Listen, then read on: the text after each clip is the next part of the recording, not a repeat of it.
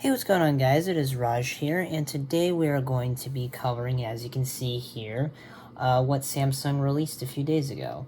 So, this is not going to be any regular video, so proceed with caution to those that are huge Samsung fans and or Android fans.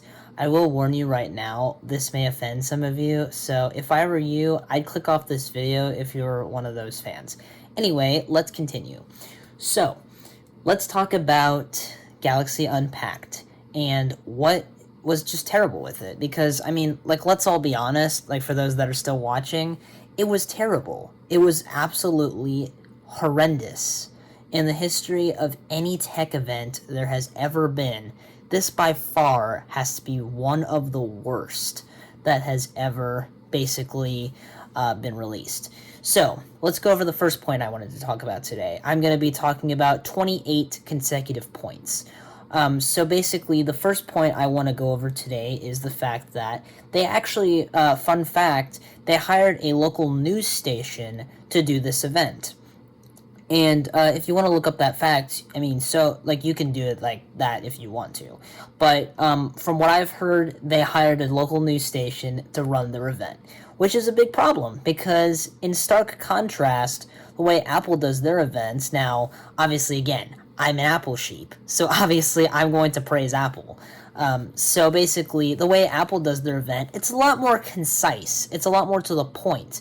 And not only that, they actually use their leadership, which makes a lot more sense because their leadership knows everything about the things that are being released. Whereas, I mean, sure, this news station did a decent job, but, I mean, the thing, though, is that they just had cringy acting. Like, I mean, just no. That's not what a tech event is there for. I mean, us passionate tech nerds, now this is something that all of us can relate to, no matter if we're an Apple fan or an Android fan. We want to see professional level quality at tech events. This was far from that, honestly. This was very, very far from that. And for those Samsung fanboys still listening and saying, like, oh no, this guy's lying, that sort of stuff. Okay, look at the facts. It was terrible. It was absolutely terrible. Now, past Samsung events, they might have been decent. This one, no. Just no. Don't even get me started. But, I mean, I already started, so, you know, there's no stopping me now. But, basically, the next point I would like to go over is, again, touching on the fact that it was very unorganized, very unorthodox, and not only that, it was just, like, the acting skills of the actors, it sucked, honestly. It really sucked. Because I'm also going to touch on another point as well, and the fact that basically they use the, like, AR projections of their, like, devices. I mean, it looked so stupid, honestly. It looked seriously stupid. It was kind of like an imitation of what Apple's trying to do with augmented reality. Now, Apple obviously is doing a whole lot better job with this. Samsung, they're just trying to, you know, copy. And, I mean, I get, yes, that maybe this was somewhat of a unique idea, but it just doesn't work. It looks super cringy, and it's just, like, a lot larger than it would be in real life. Like, what's even the point of that? It just looks so stupid, and they were like, oh, wow, it's so large, all that. Yeah, whatever. Stupid acting, anyway. But also the fact, now this is something that they also kind of revealed later on in the event, but I still want to go over this third point now. So on to the third point. The Note 20, not the Note 20 Ultra, the Note 20. They mentioned on their event it has a polycarbonate back. For those of you who do not know what polycarbonate is, it's a fancy term for plastic. So they're basically selling a $1,000 phone that's supposed to be a flagship and compete with iPhones that are, you know, like kind of just the base iPhones that are starting out at like around $1,000.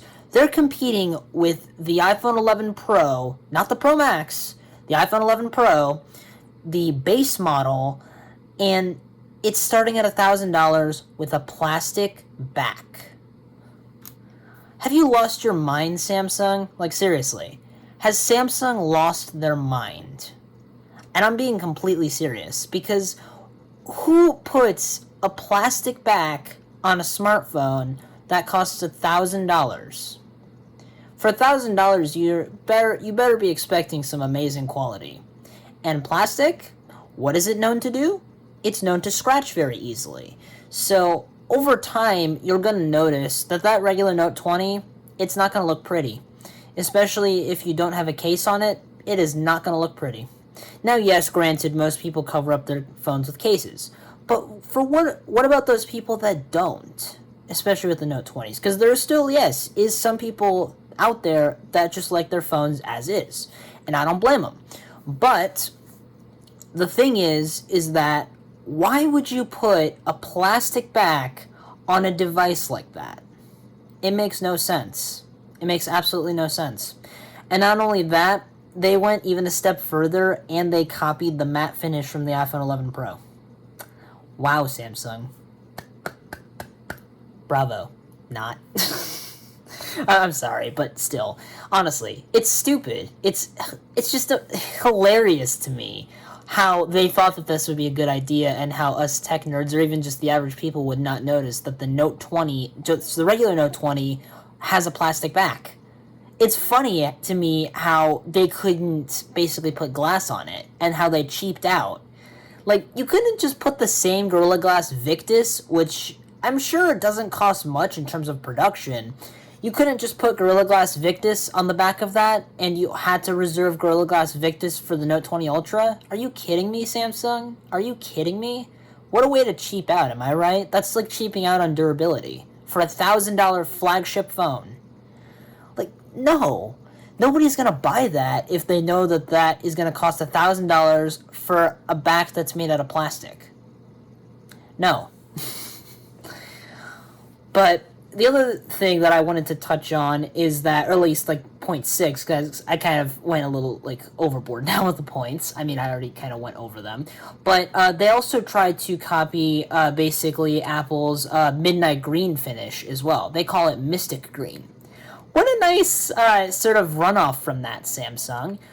Because Mystic Green does awfully sound like Midnight Green. And the funny thing is that it's a little bit off from the actual color, and not only that, it actually just looks a lot uglier on the Note 20s. Like, I mean, just no. Now, granted, it doesn't look ugly at all on the iPhone 11 Pro. I mean, it looks fabulous. But on the Note 20, yeah, no. Now, I know I might be, like, nitpicky and stuff like that about all of this, but look at the title of this video. It's a rant. So, again, if you don't enjoy this kind of thing, you can click off whenever you want. But, I mean, I'm just saying, though, this is my points. This is all my opinion and all of that. So if you don't agree with me, okay. But if you do, great. But now what I want to go over is that, basically, what Samsung also tried to do is that with all of their colors, they put the word mystic in front of it. Like, how unoriginal, am I right? Because, see, Apple has it basically where they have space gray, gold, midnight green, silver, and really also, like for their iPhone 11 series, they just have a bunch more unique colors with unique names. Why did Samsung think it was a good idea to put Mystic in front of all of their color names?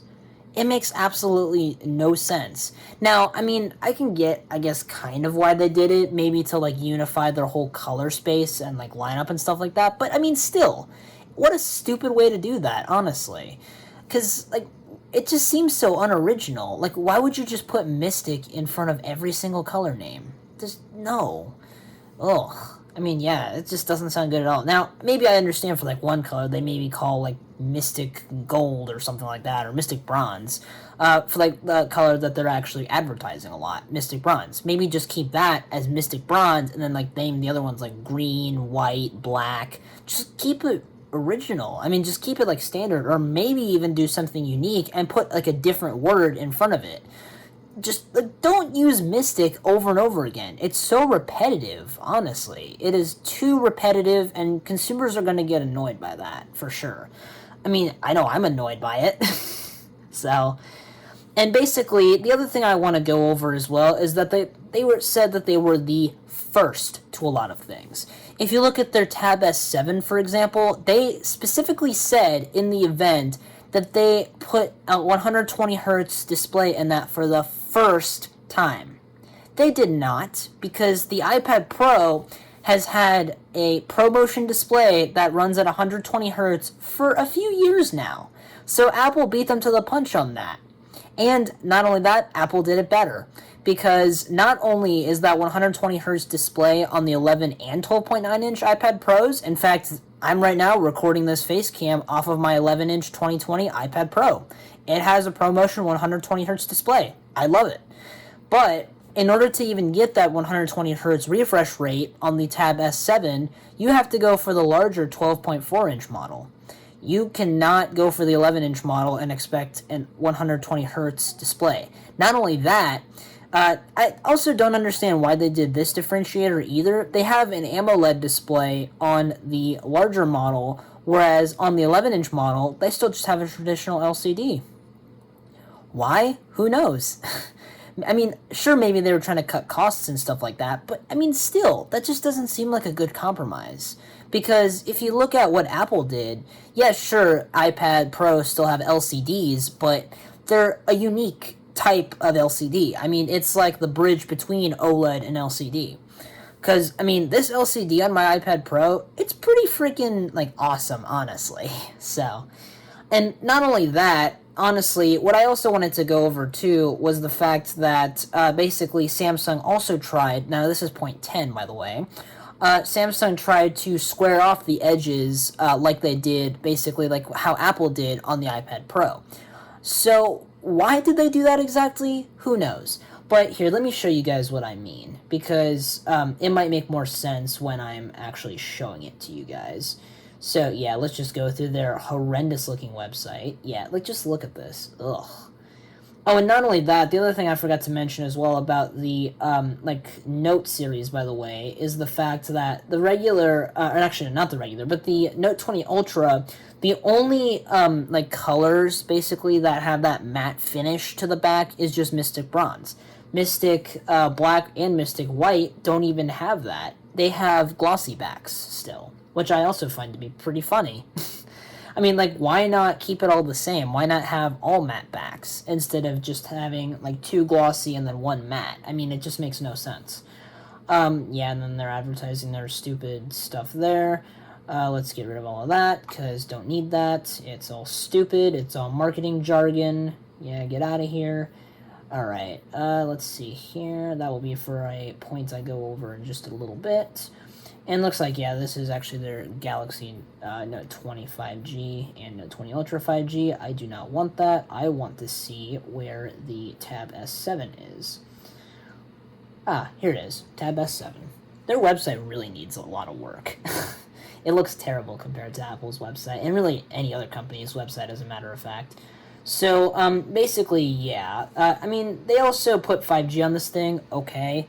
Who's going to be using 5G right now? Not very many people, especially on a tablet. No. No, and the funny thing I also find, too, is that why does this tablet actually exist still if it runs Android? Wasn't the Android tablet market wiped out by the iPad? And yes, Android fanboys, again, if you're still watching, that is a valid point. The whole Android tablet market was completely wiped, like, with the floor by the iPads. The iPads dominate the tablet market. So if you want to make the argument that Android tablets still have a place in the market, they don't. They really don't. So, yeah, you can't make that point. Oh, and not only that, if you look at the design here, I'm actually scrolling over it with my mouse right now. That seems awfully familiar. Where did you get that from, Samsung? Oh, let me guess. The iPad Pro. I'm onto your tail, Samsung. I know exactly what you've been doing. You've been copying Apple's homework and trying to make it look different. Nice try. Nice try. You're not getting away with that. Yeah, see, if you look at it right here, yeah, those edges are squared off. Again, Samsung, stop copying Apple. Make your own original designs. Stop it with this. Like, seriously, it doesn't benefit anybody to just try and copy a design Apple has already had. Not to mention that their Tab S7 is thinner than the iPad Pro. And the iPad Pro, unfortunately, has been known to be like very bendable. It can bend very easily. But that's not necessarily Apple's fault. And I say this because, well, yes, maybe they they were a little too ambitious and they made it a little too thin. But Samsung went the extra mile, and instead of having it at 5.9 millimeters thick, like how Apple has it, they have it at 5.7 millimeters thick. That's a lot thinner than the iPad Pro. That's thinner, for sure. Which would also mean that this thing should also, in theory, be very bendable. Meaning you can literally take it, snap it right in half. If you put enough force. You can probably snap this thing right in half. Just like you can, unfortunately, with an iPad Pro, unless you treat it like a baby. Which, for mine, I've been treating it like a baby. Because I definitely do not want to break mine. It was a good investment. So, and obviously the odds of it breaking, I mean, it's pretty low. You'd have to put in a lot of force into actually breaking it. So, I mean, that's the other thing too. But honestly though, like, what is the deal with all of this like stuff, honestly? Like, what's the deal with them actually like wanting to like still pioneer like tablets for Android? Like, are you serious? Because here's something that Google has also said too, that they're trying to get rid of Android on tablets because Google themselves know that they have failed in that market. That market does not belong to them anymore. It belongs to Apple. It belongs completely to Apple because Apple did it right with the iPad. They did it right. And creative professionals like me, we love our iPads and we love our MacBooks. I mean, they're awesome. Apple dominates the iPad market for a reason. So... Now, if we look at the next things I want to say, the S Pens also, if you guys did not notice on the Tab S7, they were attached to the back. Why? Why, Samsung? What gave you the good idea to attach the S Pens to the back? Really? You really thought that would be a good design choice? No. It's terrible. It's very terrible. So, anyways, though, on to our next point. This is point 13. Actually, sorry, I already went over point 13. So, point 14. The gesture system. Let's talk about that on the Tab S7, shall we? From the event, from what I saw, they had a keyboard case. Which is, alright, you know, it's pretty standard. Most companies are going to release keyboard cases with their iPad-like devices. So, okay, pretty standard. Alright, but this is where things change. Samsung demonstrated that they took 3 fingers on the trackpad, they were swiping over in a pretty, like, you know, familiar manner to how you would on the new Magic Keyboard with the iPad Pro, or how you would on a MacBook Pro. What are you doing, Samsung? Seriously, what are you doing? You know, I've caught you red-handed a lot of times in this video, but I'm going to also be doing it a lot more times too. Why are you copying everything from Apple's gestures to their hardware? And honestly, I think I know part of the reason why. Because they are just not original. I mean, they just cannot come up with their own original ideas, like half of the time. Because, yeah, I mean, sure, Samsung has come up with a ton of original ideas. Fanboys can say that. Which is, I mean, somewhat true. But if you look at it from the longevity perspective, Samsung has always taken inspiration or taken an idea from Apple, which is the truth. They have always taken ideas and they've always taken designs from Apple. In fact, Samsung actually got sued by Apple for the iPhone 3G design. Guess who won that case? Apple did, because that design rightfully belonged to Apple. Yet Samsung, with their early smartphones, decided, you know what? Let's copy the iPhone 3G's design and make our phone a 3G clone to see if we can fool people into getting our device and not getting the legit device, which would be the iPhone 3G. Now, in terms of how well that worked, I'm not too sure, but it was like this whole scheme, and it was not a very nice one, I bet. So that's, of course, why Apple sued. So, there's just a little bit of context there for you. But here's the other thing, too, that I wanted to also come up with, or at least in terms of points, is that their new cross-device call, UI, basically. So, obviously how, let's say you have the Apple ecosystem, kind of like how I do. You have your iPhone, you have your Mac, you have your iPad. Let's say you're getting a phone call, and it's going to obviously ring on all three devices. But let's say your iPhone is away from you, your Mac is on your desk, and you only have your iPad and you're watching some YouTube videos or doing some professional work on it. Let's say that call comes in. What can you do? You can answer it on the iPad, no problem. And let's say you want to walk over to your desk. You can transfer that call to the Mac. And let's say you want to take that call with you. You can transfer that additionally back to your phone. That way you can just leave the iPad and the Mac in your room and you can just continue to go about your business with your phone. So that is something Samsung has managed to replicate. And by the looks of it in their event, it looks awfully similar to what Apple has had all of these years. Seriously, Samsung? Seriously? You couldn't have thought of anything different to do about it. You had to copy it one for one from Apple. All of these years later. This is exactly why I make these kind of videos. Because Samsung does not know how to stop copying. All they do is copy. Now, sure, some copying is fine, but excessive copying like this is just asking to be sued. Seriously. If a Samsung employee, or even heck, if any Samsung spokesperson or something is watching this by chance, get your act together. Seriously. Stop it. Look at your stuff and reevaluate what you're doing. Because what you're doing is wrong. And I'm not just saying this being an Apple fanboy. I'm saying this because, this is just not right to do in terms of business. You can't just simply copy everything Apple does. It's not right. It's just not right. And I would say the same thing if Apple was copying everything Samsung does, but they just aren't. I mean, look at something like the Apple Watch. Look at AirPods. All of these were original ideas from Apple. And guess what? They changed the whole industry. Because that's what Apple does. They change industries. For good. With the removal of the headphone jack from the iPhone 7, Apple pioneered AirPods. What did the market do?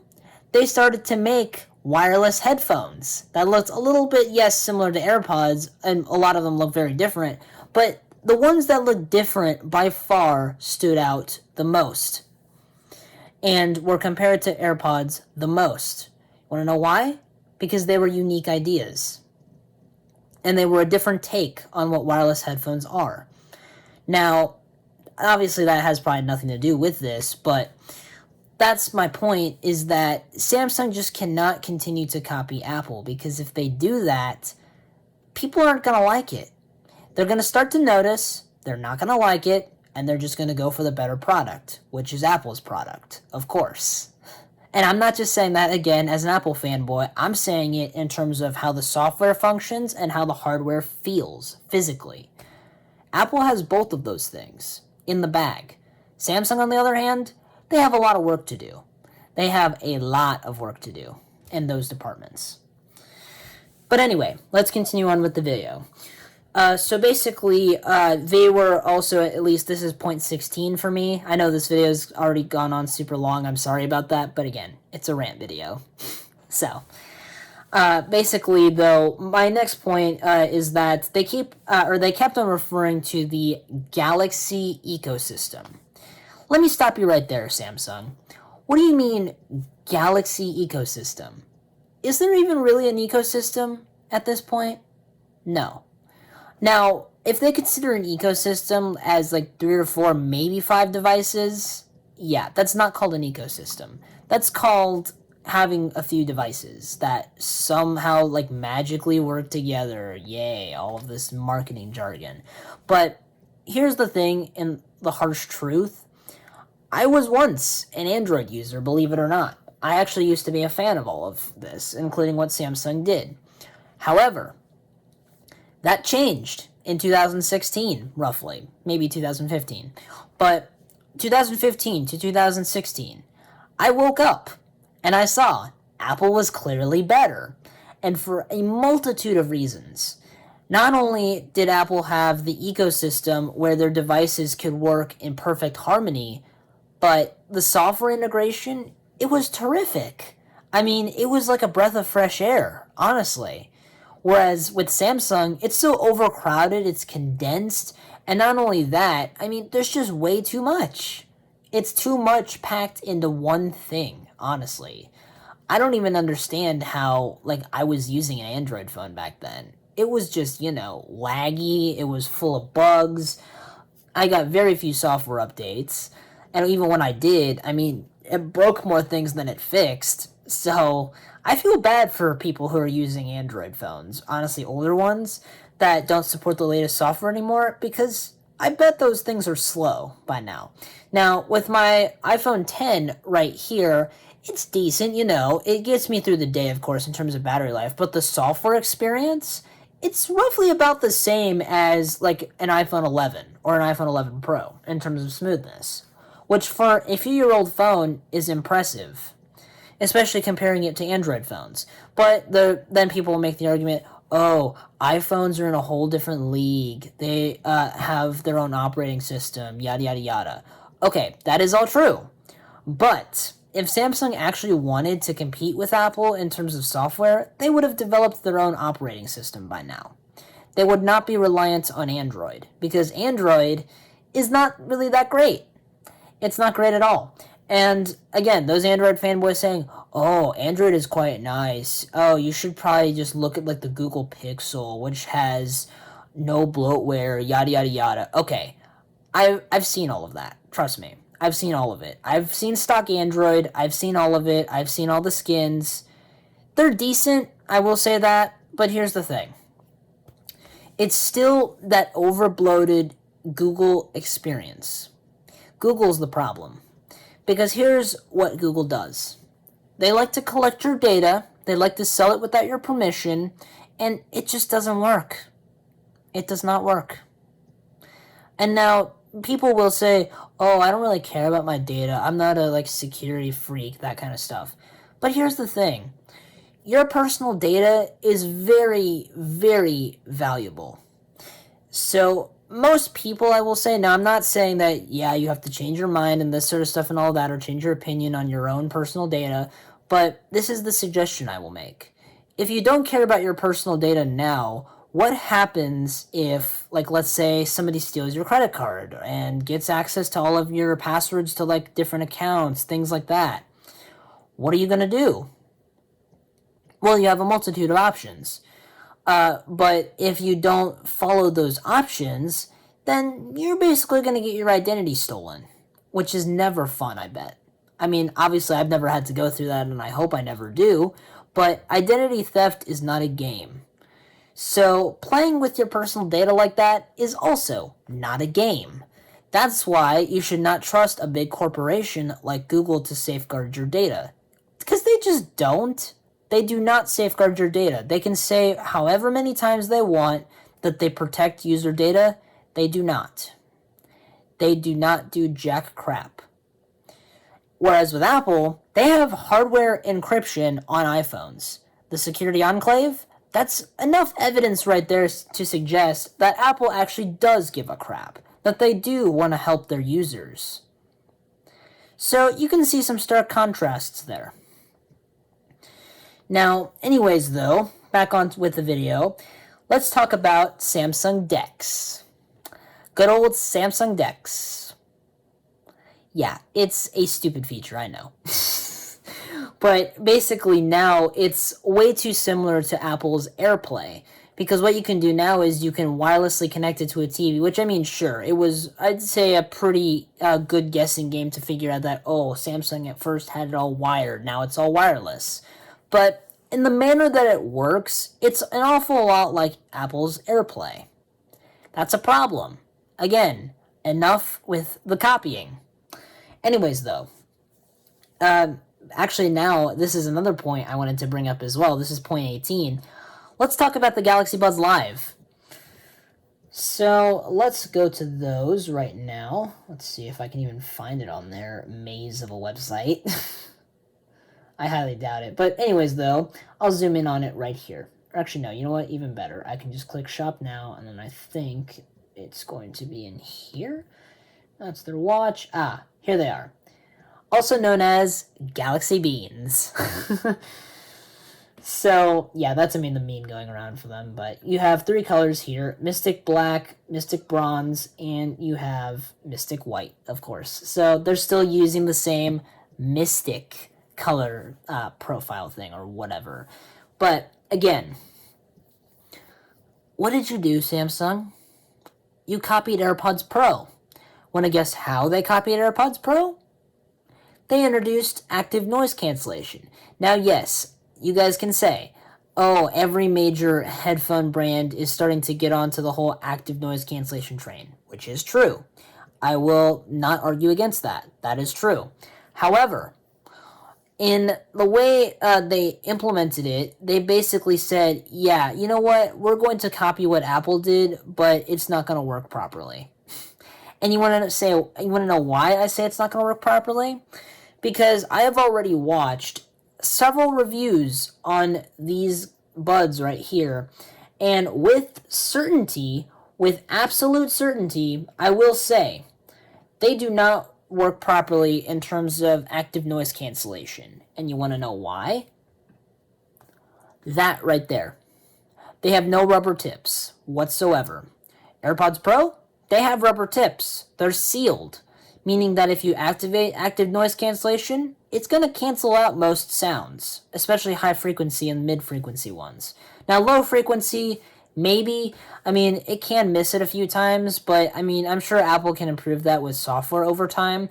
But anyways, though, Samsung, on the other hand, these things now have 3 microphones, which they're, yes, I guess, touting better microphone quality. But if you compare the microphone quality to something like AirPods Pro, it's not even close. It is not even close. But also, though, if you look at these 2 gold contact things right here, supposedly there's a dual speaker design in these things. Okay, Samsung, what made you think it was a good idea to put in 2 speakers in a single earbud? I don't think that's a very good idea. Simply because, sure, it's double the speakers, but again, Samsung has tried to do something like this in the past that's very similar. For example, their cameras on the S20 Ultras, Samsung, they have had a 108 megapixel sensor that was a panoramic sensor. Or sorry, not panoramic, but it was basically to the point where you could zoom in 100 times. Oh, I'm sorry, I accidentally covered the camera there for a second. But they basically had it to where you could zoom in up to 100 times on the S20 Ultra. And guess what? It didn't work that well because that feature was a gimmick. Same thing with a bunch of other stuff Samsung has done. All gimmicks.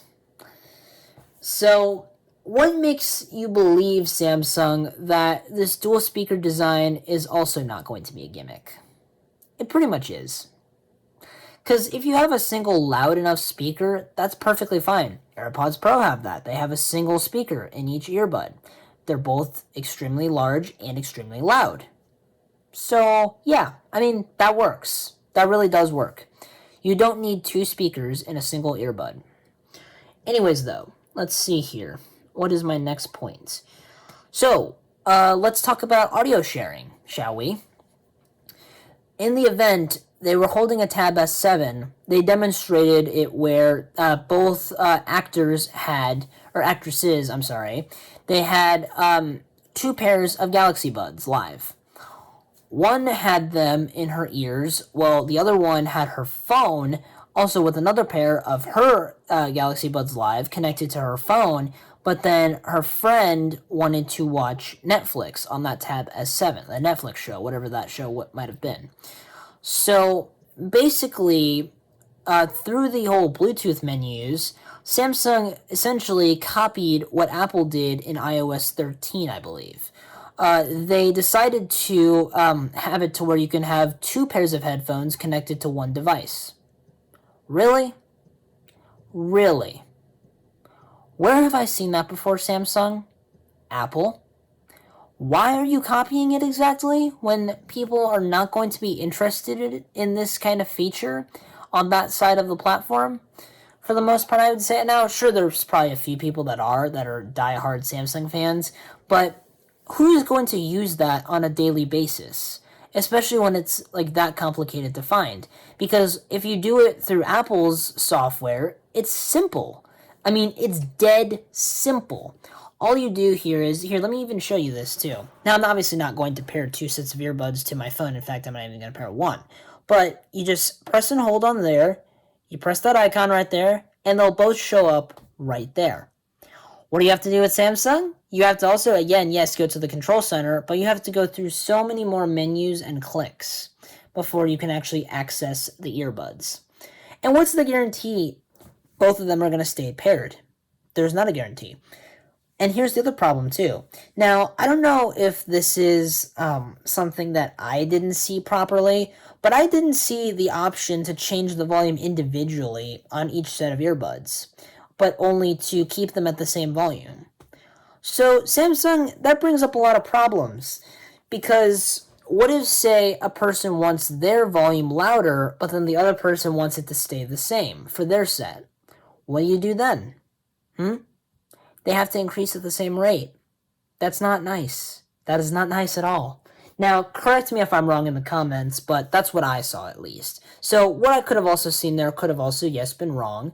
But, I mean, then again, just the whole idea of them implementing this feature, it's not nice at all. I mean, it's just a blatant ripoff. But anyways, though, on to the next point. Let's talk about the Galaxy Watch 3. Can't wait for this. Go away, deals thing. I don't want to see you. Get out of my sight. Let's see here. Let's go to the Galaxy Watch 3. Now, there's a few notable things Samsung copied here from the Apple Watch Series 5 and even Series 4. So, first of all, they copied the ECG/EKG. You know, the also the sensor array on the back of the Series 4s and 5s. Yeah, they copied the design of that too. Really? Really, Samsung? Like you couldn't copy Apple enough. Really? Honestly, at this point, the lack of Samsung copying Apple like this much honestly disgusts me. It really disgusts me at this point. It's really going to be disgusting me for a while. And also, not only that, now obviously moving on to what is at least away from the Galaxy Watch 3 is the fact that Samsung tried to copy AirDrop. Now, if you're unfamiliar with what AirDrop is, it's like where you could share files between iOS, iPadOS, and or macOS devices. And even, I believe, tvOS devices as well in some cases. But basically, what you could do is that, say, you have a friend who has a Mac and you have an iPhone. Let's say you wanted to send them a picture, but you didn't want to send it to them over a text, and you wanted it to be in their camera roll. All you have to do is simply click on the share button, you click on their profile picture, and it airdrops. Just to the air. No cables required. It goes through a Bluetooth and Wi-Fi connection. So, yeah, basically that's what AirDrop is. Now, Samsung, with their copycatters constantly spying on Apple to see what they do new, they basically said, you know what? We don't have a competitor yet to AirDrop. Why not copy AirDrop and blatantly rip it off? That's exactly what they did, because it does the exact same thing, only with Android devices. Bravo. Not. I'm sorry this video is super serious, but I mean, honestly, like, come on. I'm just sick of Samsung doing what they're doing. Now, this is going to be one of my final points, in fact. Yeah, this is going to be my last point. Now, this is going to go to the Galaxy Z Fold 2. So, basically here, let me just go back to their webpage here. Now, this is going to be a multitude of points, actually, sort of coalesced into one. First off, that design. Wow, Samsung calling it innovative. It's not. All they did is they increased the front display, so what? And they also increased the inner display from that corner notch. But here's the problem. They claim that they used UTG on this as well instead of that plastic film, what they did on the first model. But the problem with this is that UTG, it's not actually glass. Sure, it has glass elements, maybe underneath a plastic layer. It does, yes, maybe have like an extremely thin glass layer, but that's not necessarily called glass. That's when it still has plastic on the surface. And that plastic on the surface is the thing that matters the most, because that's what you're going to be touching on a daily basis. That's what you might, kind of scrape your fingernail across every once in a while. I know I do it with my phone sometimes. I accidentally nick it with my fingernail. Does it scratch? Probably not. Does it shatter? No. Does it leave any abrasions in the actual material? No. But guess what you can do with plastic? You can do all of those things.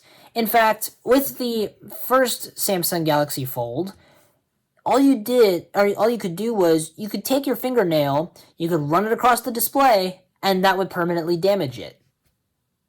So yeah, probably not a wise idea to still be exploring the foldables market right now, Samsung, because foldables are not ready for the world. They're not ready for consumers. Now, sure, they might be cool concepts and they might be unique, but are they really A, worth $2,000, and B, are they really worth all of the guinea pigs and poor suckers willing to spend a fortune on a device that's not even perfected for the everyday use case? That's not right at all. Honestly, that's not right at all. And not only that, they also redesigned the hinge. Okay, I give them props for that. But the problem is that I'm sure there are still some structural weaknesses in that new hinge, like there were in the first hinge. And to top this all off, guess what they also decided to include in the hinge? Those same bristles that, oh, you guessed it, in iFixit's teardown didn't do jack crap on the Galaxy Z Flip. They didn't do anything to capture any dust particles. They didn't do anything. They just sat there and just chilling there. Not only that, on this new Galaxy Z Fold 2, this name is so stupid, honestly, but they basically are also smaller now too, according to Samsung. So what made it a good idea to try and capture dust with bristles like that? How is that a good idea exactly? It's not. It's really not. And not only that, this also doesn't make sense either. Why did they take the camera module, as you can see there, I'm kind of just gliding over it with my mouse, but why did they take the camera module from the regular Note 20 instead of take the camera module from the Note 20 Ultra? It would have made more sense to take it from the Note 20 Ultra, considering that this thing is probably going to cost about $2,000. So it's kind of not cheaping out, Samsung, and actually looking at your products and properly giving them the hardware they deserve.